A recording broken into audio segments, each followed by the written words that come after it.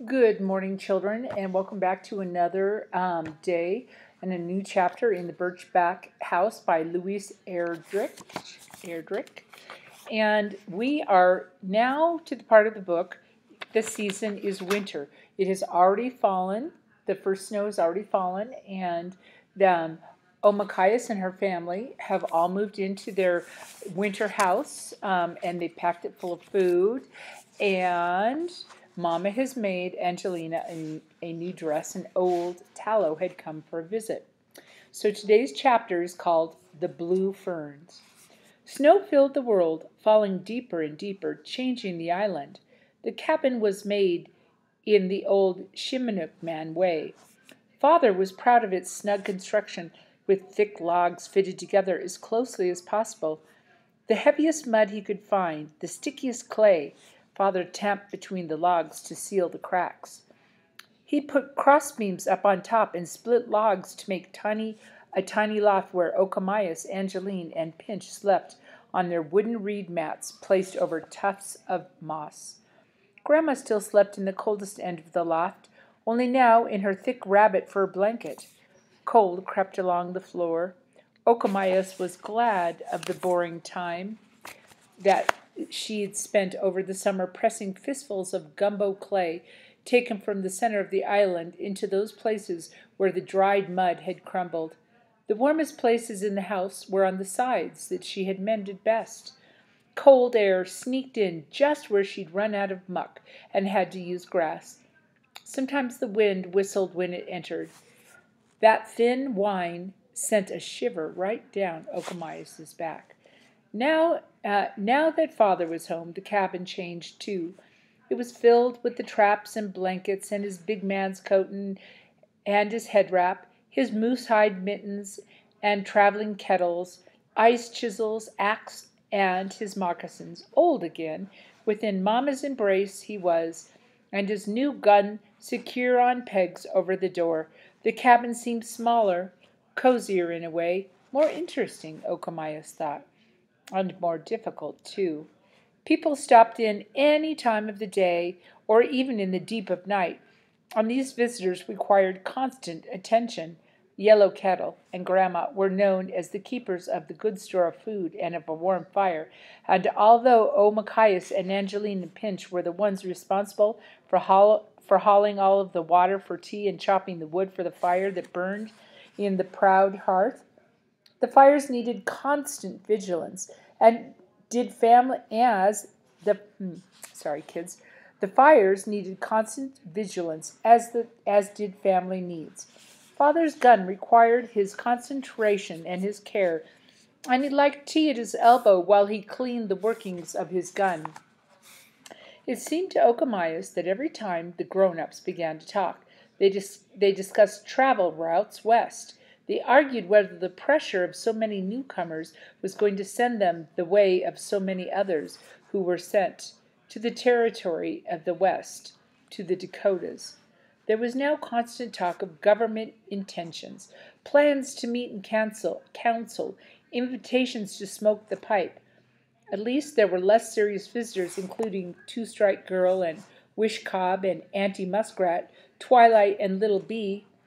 Angelina's favorite friend, young Ten Snow, came by to visit almost every day.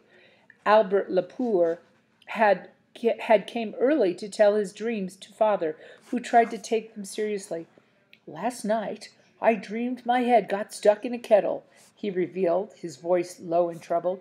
It must have been a very big kettle," Father said solemnly, for Lapour had a big round head and a full moon face. "Ah," said Lapour. He never understood teasing jokes.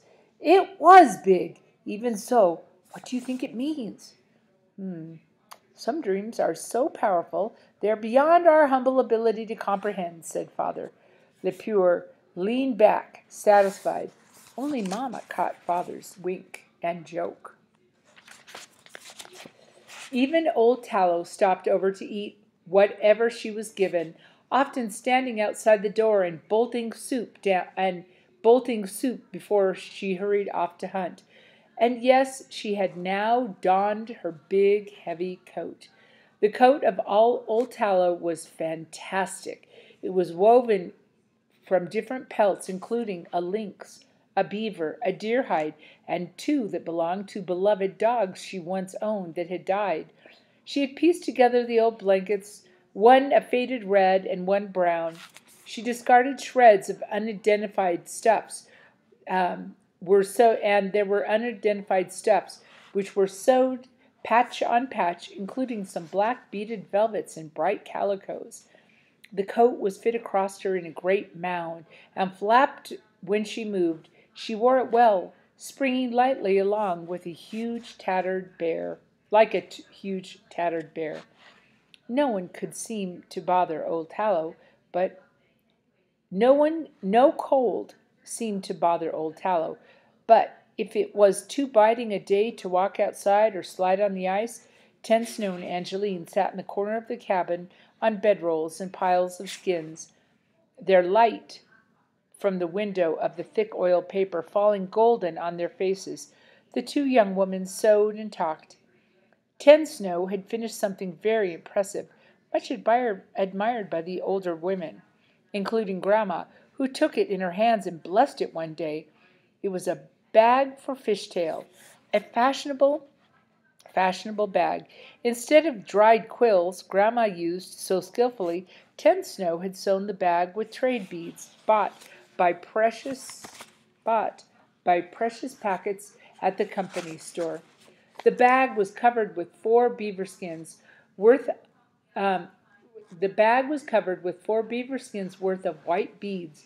They were expensive.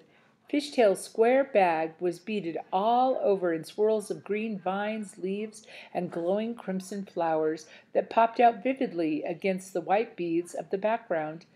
The shoulder strap, too, was entirely beaded. The strap's design was simple, unusual, and consisted of blue curls that Ten Snow bashfully explained were the uncoiled heads of new spring ferns, her husband's favorite food. Looking at it, Obmachias had to blink her eyes, for the beads were so perfect and the repeated pattern so perfect and so compelling that the ferns seemed to move just like waves. "Will you teach me how to bead that pattern?" Angeline asked her friend. "Aye!" Ten Snow removed from her little sewing kit a needle, and Angeline took out her own work, her own beads bought with dried whitefish, and they began. Me too," said Okomias. Ten Snow smiled gently, and Angeline looked at her little sister in surprise. "You," she grinned, "little frog, little jumper, you can sit still that long? I don't know." Stung by her sister's amused tone of voice, Omachias dropped her head to her chest, eyes squinting narrow. A huge space opened up in her head, black and rushing as a freezing winter stream. She was old enough to tan the stinking old hides, wasn't she? Her work was valued there, wasn't it? Why shouldn't she be trusted to use the precious beads? She was 8 winters now. She wasn't that little. She could chop wood, haul water from the hole, keep grandma's keep she helped grandma keep open the ice with an axe and a large sharp pole. Why couldn't she bead like the older girls? Angeline laughed out loud. Okomias turned away. Her heart shrunk cold in her chest, tiny but heavy as a lake rock. How her sister's words could stab her sometimes. But now, as though she hadn't noticed Angeline's remark at all, Ten Snow's hand was stroking Okomi's arm, and she was speaking. "Shh, little sister, I made something for you." And into Okomi's hands she placed a small leather packet. Okomias looked up at Ten Snow, uncertain. "Yes, for you." Ten Snow gestured for her to open it, and slowly, with unbelieving delight, Okomias did. The leather packet was lined with the broad cloth, and into the cloth 2 needles were stuck. 2! Around a peeled twig Ten Snow had wound a long length of fine sinew thread to use in beading. At the end of the cloth was a small pocket, which held a lump of fragrant, summery yellow beeswax to use in strengthening the thread. And best of all, she saw as Ten Snow lifted up her dark blue strip of cloth. There was a shiny sack of all colors of beads, seed beads, the little grown-up kind of beads, shining and gleaming against the cloth. Oh, oh, they were beautiful, little spirit seeds. Oh, Omakaias thanked Ten Snow over and over again until the older girl couldn't help smiling. The youngest of the family, Ten Snow, had no little sisters and, as yet, no children. She was always extra kind to Omakaias. As the older girls returned to their work and their talk, Omakaias curled near the fire to look at her beads and to imagine what she would make with them. At first she thought that she might bead some tiny moccasins for her dolls. Then she thought Angeline might make fun of her project. Mama, something for Mama? She had so many quilled things and preferred them. Besides, Grandma was always making a box or an ornament for her. How about for Grandma? Or for Father? Maybe Angeline. Certainly not for Pinch, who would spoil anything that he got. Or Niwu, who might chew off the beads. That could be dangerous. Niwu, suddenly she knew, as though the beads told her themselves, that they were meant for her little brother. Okomayas would make something very special for him. She saw what she would make coming clear. Moccasins, warm moccasins trimmed with rabbit fur. In her mind she planned them out, sewn from scraps of moose hide that were left over from the summer. She saw them with white flower beads on the ankles, woolen balls of blanket thread to decorate the cuffs. Admiring her idea, gloating, planning, Omakaias turned the leather sewing kit and bead packet over and over in her hands. Mama and Grandma set their work out on blankets before them. Grandma was completing the edge of a great round box of birch bark, one that she would use to store her yellow willow sewing kit. She was binding the edges of the strips of basswood bark and sinew thread. She had cut fancy shapes of stars out to sew on the sides. Mama had set Father's fancy moosehide coat jacket in order to finish Angelina's fine clothing to wear at the gathering dance that would be held soon. Mama had set aside Father's fancy moosehide coat jacket in order to finish Angeline's fine clothing to wear at the gathering dance that would be held as soon as more families had set up their winter households. Grandma, meanwhile, had finished a beautiful dance fan made of partridge tail. Its handle was birch bark bound tightly quilled with sweet flowers. The thimbles that Mama was sewing onto Angelina's shawl caught orange sparks of fire as Mama worked each of them into a wide strip of ribbon. First she punched a little hole in the tip of the thimble with her awl. Then she threaded a bit of red cord through it, knotted the end well inside the thimble, and sewed the end of the cord underneath the ribbon so it didn't show. As soon as she took the last stitch, Angeline clapped her hands. "Let us try it on," cried Angeline impatiently. Sorry. Laughing, Mama handed it to her, and beautiful Angeline wrapped herself into its fine swirl. Grandma handed her the dance fan. Everyone admired how beautiful she was.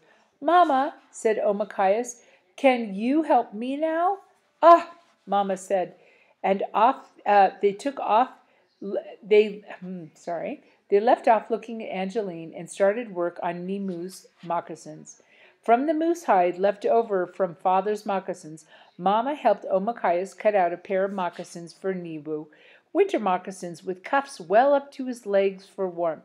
Omakaias planned out a flower and began immediately, imitating Mama to sew the beads onto the design.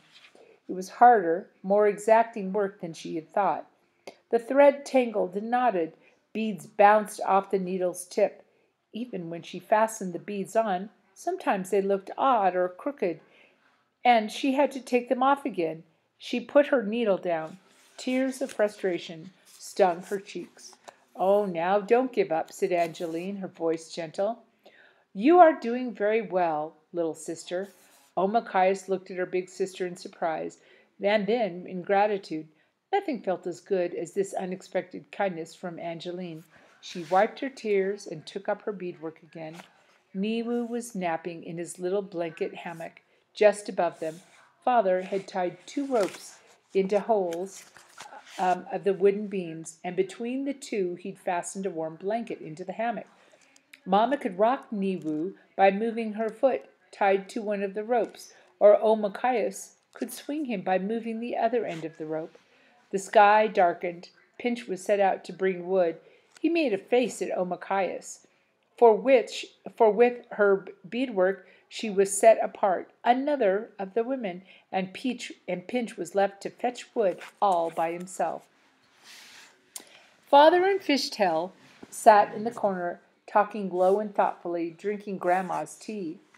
Soon they got up and left, for they had decided to try their luck with the fishing nets, let down through the big holes chopped in the ice. They went out the door, talking louder the minute they were outside. There was a little space of quiet around the women, all together. The time seemed just right for Grandma to tell a story. "Grandma, Grandma," Omakaya asked, "please tell us a story." "Well, what story would you like to hear?" "Oh," said Pinch, returning with his arms stacked with wood. "Are you sure that you want to hear that story?" Which story do you want?" And Pinch wailed, "Windigo." Nomakayas asked, "Are you sure?" "Oh!" Pinch's eyes rounded with a grin and full of excitement. He inched closer to his grandmother and tried to shush baby Nimu, who had awakened. Niwu could wiggle out of his cradle board now, at last, and was learning to walk. He pulled himself along by grasping shoulders, cloth pins, hair, anything that would keep him upright. When eventually he pummeled down, he showed his pleasure by trying to bang his stick doll to pieces against the side of the hearth. "Gago," Omaya said, but her voice was gentle as she showed Niwu how to dance the doll instead of break it. "Pinch!" From outside the men were calling him. The big men. He clattered down the wood, jumped to his feet, and ran out the door. Being called by the men was better than a story any day of the week, even if it was his favorite story that his grandma was going to tell. Once again the women and Niwu were left alone. "Now," said Grandmother, "I can tell you an old story about my grandmother." She looked tellingly at Mamma. "You know the one." "Oh, yes," Mamma said, only half teasingly. "Do you think they're old enough to hear it?" "I was 8 winters when it happened," said Grandma, "same as Omakayas now." "Then tell it," Omakayas begged. "Please tell it." "Yes, tell it," said Angeline. Ten Snow pulled down her work for Ten Snow put down her work for a moment and to beg laughingly along with everyone else. Grandma's story. Fishing the dark side of the lake. And so Grandma began. "When I was just a little girl," Grandma's voice said liltingly high, and dropping low, her voice far away, "I was told by my grandfather, who I lived with, who raised me, never to fish the dark side of the lake. Why, you wonder? I never knew that either. Never found out until, of course, being a young girl and very curious. I took my grandfather's canoe out one day while he was sleeping. I put my fishing spear and nets in the canoe. I would fish where the water was the deepest, strangest, bluest on clear days, and the blackest on the cloudy days. That's where I paddled. I had a stick and a line. I set that down, baited, and waited to see what sort of fish I could catch. The wait was long, my grandchildren, and as I fished, I grew uneasy. I remembered my grandfather's warnings, the way he insisted that I was never to approach that deep water. I'd seen him looking out there, sometimes at sunset, his eyes sad and clear. Sometimes he mentioned my grandmother. She had gone away young. I knew that. Not much more. His favorite food, he said, was fresh plums. She could stand beneath a plum tree She could stand beneath the plum tree and eat all day, he said. When he said that, he smiled. Fresh wild plums. I had taken dark red plums with me, and I sat in the boat waiting for the fish to take the fish bait. I, I put them slowly, one by one, into my mouth, the plums. What was wrong with this side of the lake? I had to wonder, except for the depth and how deep it was and dark it wasn't much different. I would find out what was different, I decided. I kept my line in the water. Now my bait must have been wrong, though. My bait must have been no good. I didn't get a bite, even a little nibble. Maybe, I thought, Grandfather told me not to fish the dark side of the lake because no fish lived here. That would be a joke on me. Just then I looked over to the side of the boat, and I spilled all the rest of my plums into the water. Yah! I was disgusted. Down they went to the bottom. Not long after they sank from sight, though. I had a strong tug on my line. Then, not just a tug, but it was a real pull. Soon I was struggling to keep from being dragged overboard. I had caught something very big. A hand reached out of the water, pulled itself up, my fishing up. Now let's try that again. A hand reached out of the water, pulled itself up my fishing line, finger over finger, fist over fist, until suddenly the beautiful face of a woman appeared. She looked up at me and she kept climbing. Do you have more plums? She asked. I said no, but I helped her into the boat anyway. Her hair was black and endlessly long, covering her, and underneath it she was naked. Her smile was gentle, her skin was purple, gray, cold, the color of the plums. There was something familiar about her, something awful, but yet something familiar. I was very much afraid, and I began to paddle quickly back to Grandfather. Still, I was a curious child. Who are you? I asked as we traveled along. I am your grandmother, she said. Here's what happened. Long ago I married your grandfather. We could not be parted. We were like one person, he and I. He was stingy with me. After I bore our first child and lay her in his arms, after she grew for a year, I became my daring self again. I became again the wild girl who he had loved from the beginning. One night I dared him to swim with me in the lake. We went out in our canoe to the deepest part of the lake, the darkest and the coldest side where you have found me. We threw off our clothing. I dived deep in, as dive as I could. I pulled myself way down, down, down, until I reached the bottom of the lake. Oh, my dear grandchild, that's when I got lost. It was so dark down at the bottom that I got turned around. I could not find my way back up again, and so tired, I curled up on the cold weeds and I went to sleep, until now. My grandmother looked toward the shore. Her face glowed in the twilight. I saw as we approached that she was watching my grandfather as he came down the path from the camp to the edge of the lake.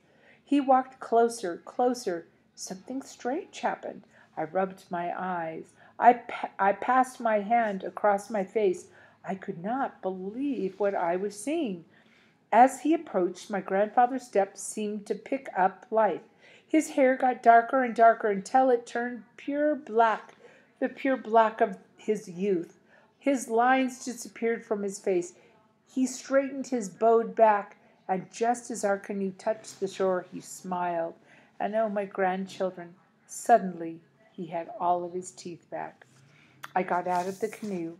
He looked up at me kindly, and he said goodbye to me, and then he took my place in the canoe with his young wife, and the two gazed into each other's faces with great happiness. I watched the two paddle away together into the darkness, into the night.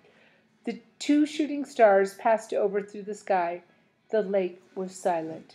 I never again saw my grandfather, but eventually his clothing was found on the shore, washed up on the dark side of the lake. Now Grandma finished, and there was not a word spoken. Omachias could say nothing because stiff hair prickled on the back of her neck.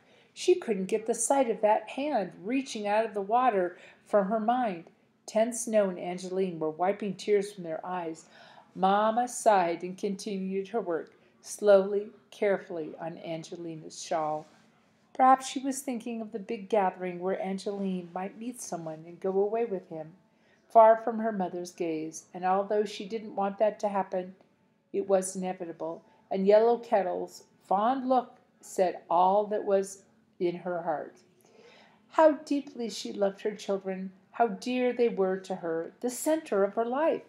Being naturally cheerful and bold, though, she soon grinned and joked. Yellow Kettle could not help turning the mood her way, and soon everyone was laughing over little Ninu's tumbling and Angeline's playful squawks as Niwu followed him, grabbed him as Niwu. Sorry guys. And everyone was laughing as Nimu tumbling over the crow's playful squawks. As Nimu followed the crow, grabbed him, the crow knew how to stay just out of reach of those chubby little fingers. And that, my children, is the end of that chapter. So today we heard a really interesting story that Grandma tells. It was kind of a scary story, but a love story all in one. So, and we learned that during the wintertime, the natives are making clothes and are generally, being with one another and loving one another. And the men have gone out. They were in their little winter house, but have gone to leave, and they asked Pinch to come with them this time. So I'm wondering what the men are going to be talking about, what they're going to do. So tomorrow the chapter will be The Visitor.